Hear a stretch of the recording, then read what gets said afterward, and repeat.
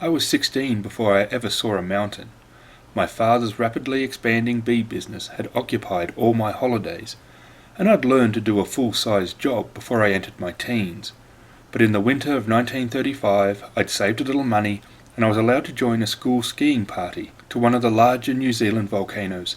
I was in the lower sixth form at the time, a tall, bony, clumsy-looking youth, far from being the brightest lad in the class, and I don't think that I'd been more than 50 miles outside of Auckland. I'd heard glowing tales from the other boys about skiing holidays, but it didn't mean a great deal to me. All I wanted was a chance to see the world. I saw my first snow at midnight when we stepped off our train at the National Park station. There wasn't much of it, but it was a tremendous thrill, and before long snowballs as hard as iron were flying through the air, and as our bus carried us steadily up towards the chateau, perched high on the mountainside, its powerful light sparkled into life a fairyland of glistening snow and stunted pines with frozen streams. When I crawled into my bunk at 2 a.m, I felt I was in a strange and exciting new world. For 10 glorious days we skied and played on the lower slopes of the mountain. We had been told the upper parts of the mountain were dangerous, and I viewed them with respect and fear. I never dared to venture on them.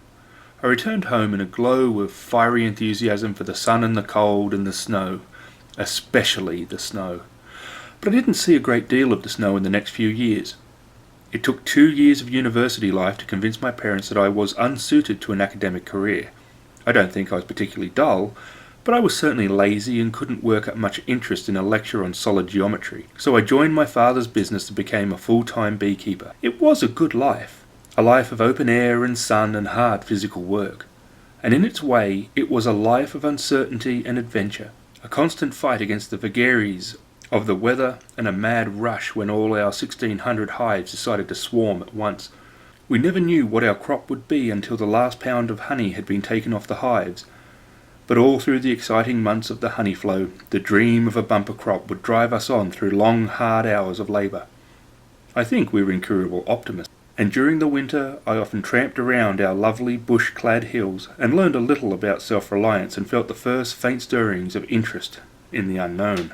When I was 20 years old I had my first long trip. With an older friend I visited the South Island of New Zealand. One of our plans was to spend 2 days at a famous tourist resort, the Hermitage, right at the heart of the giant peaks of the Southern Alps. We had a magnificent drive through the mountains and arrived at the Hermitage in the early afternoon. It was a perfect day and the great peaks around seemed to tower over our heads.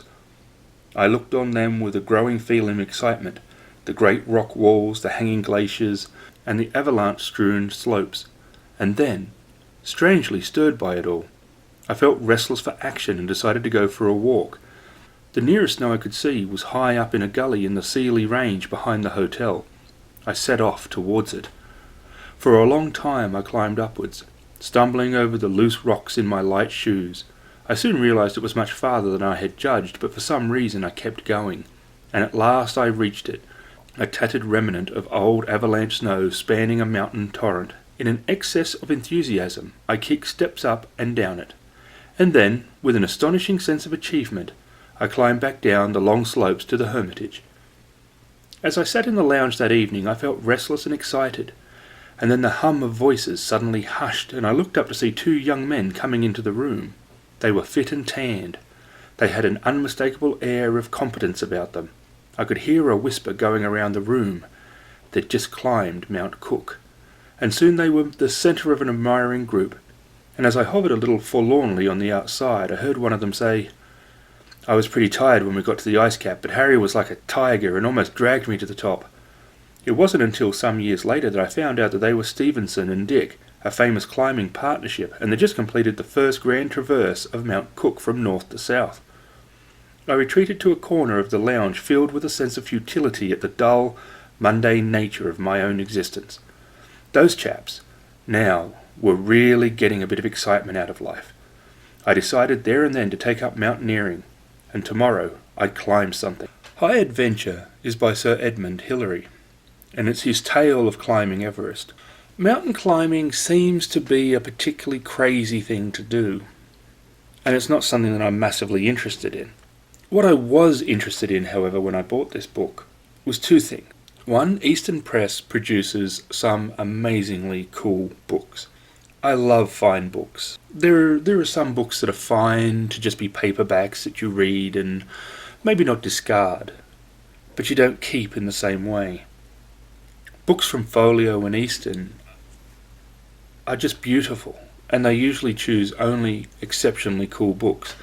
The other thing about Eastern is if you do some searching and time it right, you can get some of them signed. And this one was signed by Sir Edmund Hillary. That in itself is something to be treasured. The reason I found the book itself interesting, even though I'm not really interested in mountain climbing, was more the human endeavour. Climbing mountains is silly, but the struggle and the determination and the intelligence needed to go on when times seem tough or impossible, that can be a powerful metaphor that you can carry on into everyday life. It's a good read, it's a good story, it's filled with interesting people, which were real. If you have any interest in adventure in general, fine books, then you should definitely check out Eastern.